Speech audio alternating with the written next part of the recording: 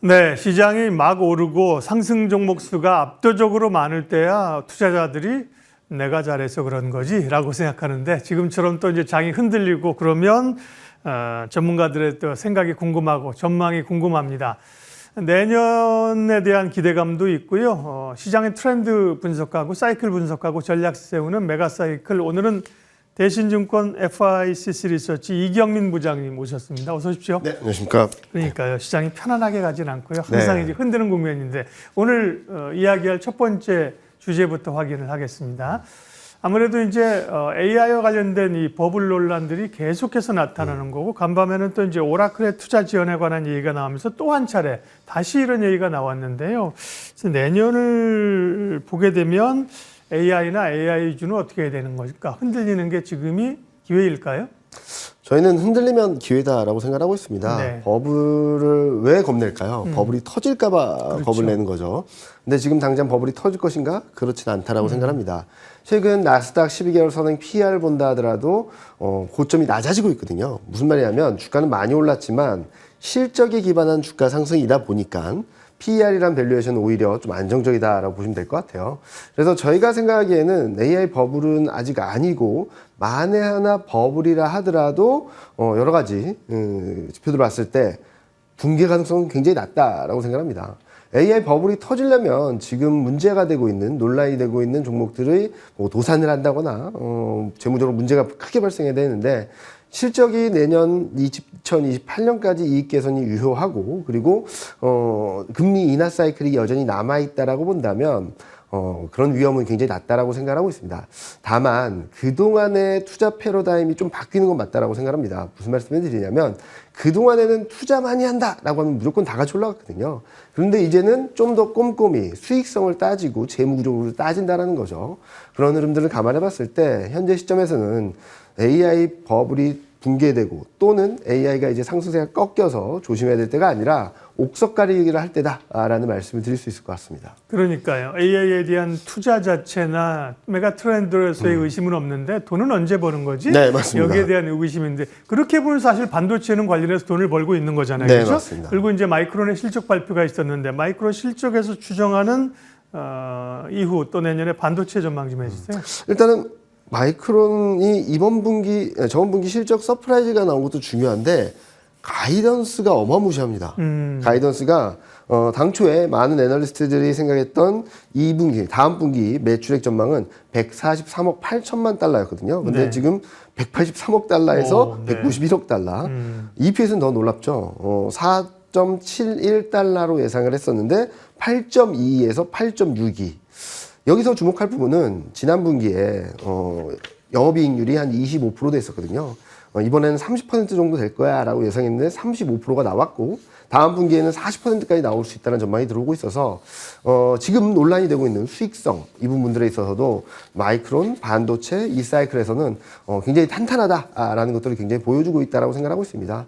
그리고 컨퍼런스 콜 내용을 본다 하더라도 수요는 여전히 견고하고 그리고 공급이 부족한 상황이고 한때 논란이 됐던 그러니까 최근 며칠 동안 논란이 됐던 반도체 가격이 너무 급등을 해서 핸드폰이나 PC 가격이 올라서 수요가 약해질 거다라고 얘기를 하는데 그런 부분에 있어서도 고사양 칩을 사용할 수밖에 없고 그런 부분들이 수요 둔화를 충분히 메이크업할 수 있다는 얘기를 하면서 그동안에 불안했던 변수들까지도 컨퍼런스 콜을 통해서 좀 진정시켜줬다는 점들이 좀 의미 있는 변화가 아닐까라는 생각을 하고 있습니다. 네, 아니 3등이 그렇게 실적이 좋고 전망이 좋으면 그렇죠? 네. 1등, 2등은 얼마나 잘하겠어? 그게 이제 삼성전자와 SK 하이닉스 아니겠어요? 네, 맞습니다. 그러면 이제 국내 반도체 업체들도 지금은 조금 쉬어가는 국면인데 네. 반도체에 대한 시각, 그 다음에 둘 다 좋지만 삼성전자나 SK 하이닉스냐를 시장에 계속 저울질하고 있잖아요. 네. 지금 업사이드로 본다면은 전자가 조금 더 우위에 있을 것으로 생각을 하고 있습니다. 지난 분기 실적이 워낙 쇼크가 나와서 뭐 굉장히 못했죠 전자가. 그런데 향후 이 흐름들을 보게 된다면 다시금 전자가 역전을 하면서 우상향하는 모습들을 보여줄 수 있다라고 생각하고 있고요. 둘 다 좋을 겁니다. 그런데 파운드리 실적이 얼만큼 정상화될지 여부도 전자의 업사이드를 좀 더 높여주는 부분이고 두 번째로는 주주 친화 정책입니다. 배당 확대라든지 자사주 매입 확대, 자사주 소각 이런 이슈들까지도 전자 쪽에는 좀 가세할 수 있다는 측면에서 예. 저희는 탑픽으로는 전자를 제시드리고 있고 뭐 둘 다 좋긴 하지만 지금 현재 수급을 본다 하더라도 외국인이 닉스를 굉장히 많이 팔고 전자는 좀 매수 우위거든요. 이런 수급 구도만 본다 하더라도 전반적으로 전자의 좀 매력도가 더 높아지지 않을까라는 예상을 하고 있습니다. 줄여서 전자라고 하시니까 전자 후자의 전자인가 이런 생각이 들어요. 좀 더 줄여서 얘기하니까요. 소부장이 고민인데 사실 어떻게 보면 하이닉스가 올라온 것, 삼성전자 올라온 거 보면 과거에 소부장처럼 수익률이 상당했는데 네. 예전에는 사실은 투톱은 제한적이고 소부장을 투자하는 이유는 훨씬 그 타겟만 맞으면 수익률이 엄청나기 네, 때문이잖아요. 최근에는 소부장이 매우 제한된 쪽으로만 이제 가고 있는 흐름들이었잖아요. 네. 그런 것들이 좀 변화가 있을 것인가 아니면 여전히 그냥 삼성전자나 하이닉스 쪽에 투탑에 집중하는 것이 좋은 것일까? 소부장 전략은요? 일단은 투탑의 비중을 많이 가져가야 되는 건 맞다라고 네. 생각합니다. 소부장은 플러스 알파 전략으로 보시는 게 맞다라고 생각하고 있고요. 일단은 전자에 좀 관련된 밸류 체인을 좀 보시는 게 맞다라고 네. 생각하고 있고 언제 움직일까? 저희는 26년 1분기 중에는 뭐 코스닥, 중소형주, 소부장들이 좀 주목받지 않을까라는 생각을 합니다. 그동안 코스닥과 중소형주가 굉장히 부진했던 이유는 예산이 뒷받침되지 않았거든요. 23년에는 산업정책 예산이 감익이었고요. 24년에는 R&D 예산이 감익이었고 25년에 증액을 하긴 했지만 전 고점, 예산의 고점보다 낮은 수준에서 예산이 형성되다 보니까 상대적으로 부진했습니다. 그런데 26년 R&D 예산은 전년 대비 19.4% 그리고 산업정책 예산은 14.7% 늘어나면서 굉장히 큰 폭의 증가세 그리고 사상 최대 예산에 배정돼 있는 만큼 이쪽들이 움직일 수 있지 않을까라는 생각을 하고 있어서 계절적으로 1월, 2월은 보통 코스닥과 중소형주는 코스피와 상관없이 굉장히 좋았거든요. 이런 것들과 맞물려서 예산 모멘텀이 들어오게 된다면 소부장도 1분기 중에는 충분히 그동안 부진했던 것들을 좀 극복할 수 있는, 메이크업할 수 있는 흐름이 나올 수 있다라는 예상을 하고 있습니다. 예, 이경민 부장님 말씀을 들으면 이제 마음이 편안하고 이제 약간 안개가 낀 길들이 보입니다. 예, 그런 중심을 알려주시고요. 다음 주제 살펴볼게요. 다음은 조방원과 로봇. 사실은 조선방산원전이 지금은 약하지만 상반기만 생각해 보십시오. 대단한 주도주였잖아요. 그죠? 근데 지금은 반도체의 그 자리를 좀 빼앗겼는데 내년에도 뭐 핵심은 말씀하신 반도체일 것이고 네. 로봇은 곧 연준 의장이군요. 오탄한 것 같죠? 네, 트럼프가 곧 연준 의장을 발표한다. 저금리를 신봉하는 인물이 다 3명, 2명에서 3명까지 마지막까지 지금 휘청이고 있는데 오늘 트럼프가 뭐 이렇게 기자회견인가 뭐 내용이 있었어요. 네, 그 내용이 좀 나오는 것 같습니다. 좀 확인이 되면 다시 한번 누구라는 거예요? 확인이 되면 말씀을 좀 드리도록 하겠고 다시 이어가게 되면 일단 그러면 조선방산원전은 이제 소위 힘을 다한 것이냐 내년에 다시 기대감이 있느냐 어떻게 보세요? 일단은 조선하고 방사는 좀 계속적으로 올라갈 거라고 생각하고 있습니다. 네. 일단은 내년 실적까지도 계속 우상향하는 그림인데 보통 다들 아시다시피 실적이 좋다고 해서 주가가 무조건 올라가는 건 아니거든요. 실적이 더 좋아질 거야 라는 기대가 있어야 탄력적으로 움직이겠죠. 지금 보면은 실적이 좋은 건 다 알고 있지만 얼마나 더 좋아질까에 대한 고민들을 좀 하고 있다라고 생각하고 있습니다.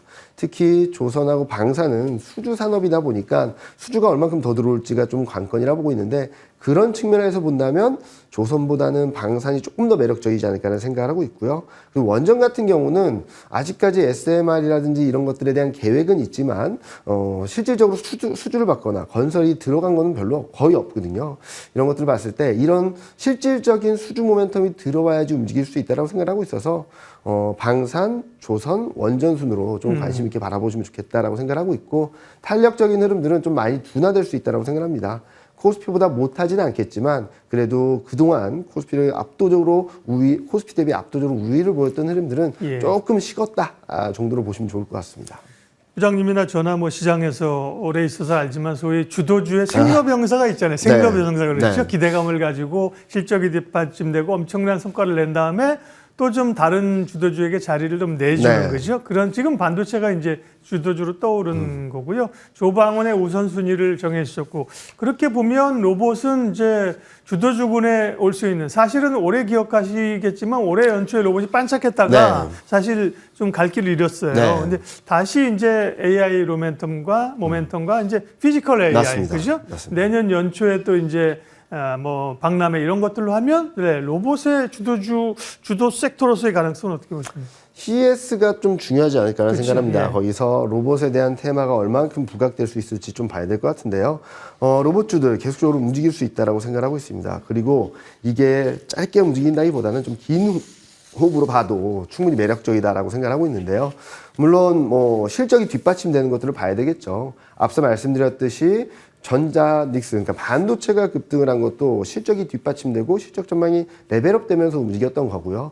2차 전지가 움직인 것도 흑자 전환 그리고 실적 개선에 대한 기대가 움직였기 때문에 반영이 된 것이기 때문에 로봇 관련주에 대한 투자를 하신다 하더라도 저는 좀 실적이 어느 정도 가시성이 있는 업종 종목들을 좀 추천드리고 있다라고 보시면 될 것 같습니다.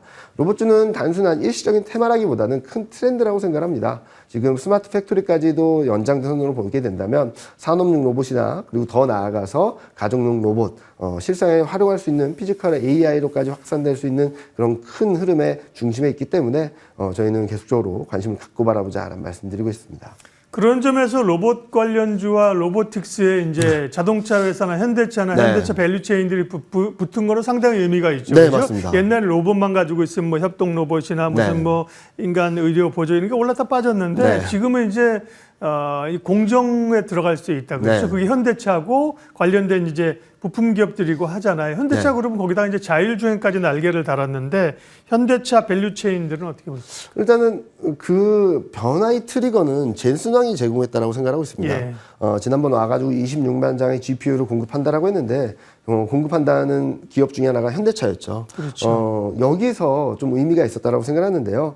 뭐 GPU가 남아서 주는 건 아닐 테고 피지컬 AI라는 부분들까지 열어놓고 지금은 공급을 하고 있다라는 어느 정도의 설득력 있는 시나리오가 나오다 보니까 계속적으로 주목받고 있다라고 생각합니다. 그리고 많은 분들이 잊어버릴 수도 있었던 보스턴 다이나믹스라는 굉장히 강력한 로봇 업체가 현대차에 있다는 점들 또한 굉장히 주목할 부분이라서 저희는 이 밸류체인이 움직인다는 점들은 앞서 말씀드렸듯이 로봇이 단기 테마로 끝나는 게 아니라 큰 트렌드를 형성할 수 있을 가능성들이 커지고 있다라는 판단을 하고 있습니다. 네, 로봇과 이제 로보틱스로 이렇게 좀 범위를 넓혀가야지 됩니다.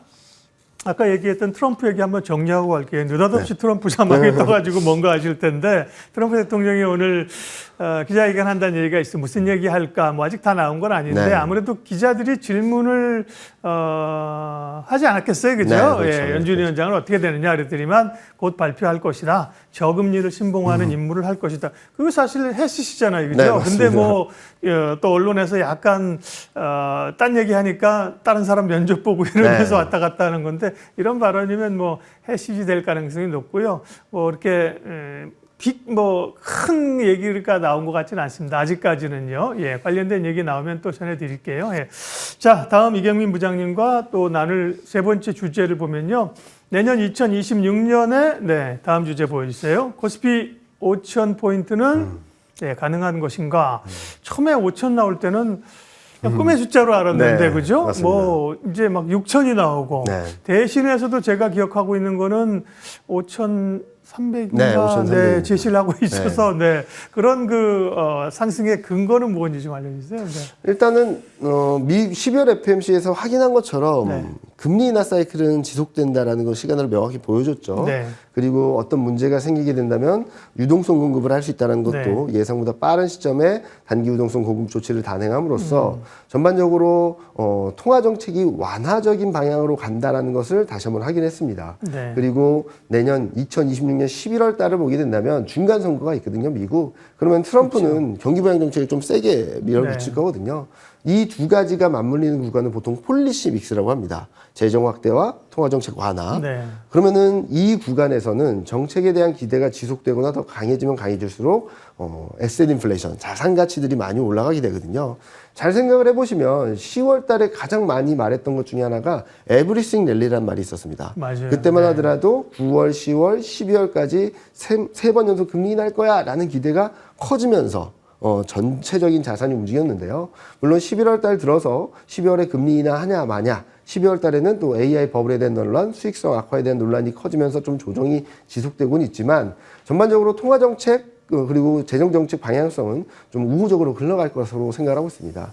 그렇게 되면 뭐 중국도 금리 지준율이나 금리 인하 그리고 소비 부양 정책을 할 것이고 예. 한국도 이미 26년 예산을 전년 대비 8.1% 확대 예산을 얘기를 하고 있거든요. 이런 전 세계적인 주요국들의 재정 확대 금리 인하 사이클이 아마도 전반적인 자산 가치 상승을 이끌어줄 것으로 보고 있고요. 대내적 코스피만의 모멘텀으로는 앞서 보셨던 AI 반도체 모멘텀에 의한 실적 전망이 상향 조정되는 부분들 그리고 상법 개정, 자사주 소각 이런 한국만의 코리아 디스카운트 완화의 가능성을 높여주는 이런 정책적인 변화들이 코스피의 업사이드를 굉장히 높여줄 수 있다고 생각하고 있어서 저희는 타겟을 5,300으로 제시드리고 있지만 상단을 좀 더 열어놔도 되겠다. 업사이드가 더 커질 수 있다라는 정도로 말씀을 드리고 있습니다. 네, 내년 꿈의 지수 5,000포인트, 올해 4,000포인트를 달성했잖아요. 5,000포인트 가능한 이유를 설명해 주셨고요. 우려들이 이제 오늘 밤 미국의 소비자 물가지 있어요. 그다음 내일 일본의 BOJ의 그중금리 인상 가능성 높은 가능성들인데 이게 조금 사실 또 걱정거리거든요. 이 부분 짧게만 좀 언급해 주시겠어요? 네. 뭐 다 알고 있는 거는 네. 더 이상 악재는 아니라고 생각합니다. 2024년 8월에 시장에 충격을 줬던 이유는 몰랐기 때문에 충격이 컸던 거고요. 그렇죠. 지금 이미 예. 많이 선반영되고 있어서 너무 걱정하지 말자라는 말씀을 드리고 있습니다. 오히려 BOJ 결정이 나온 뒤에는 정상화되는 과정이 있을 수도 있으니까 불확실성 해소로 인식하는 게 맞지 않을까라는 예상을 하고 있습니다. 네.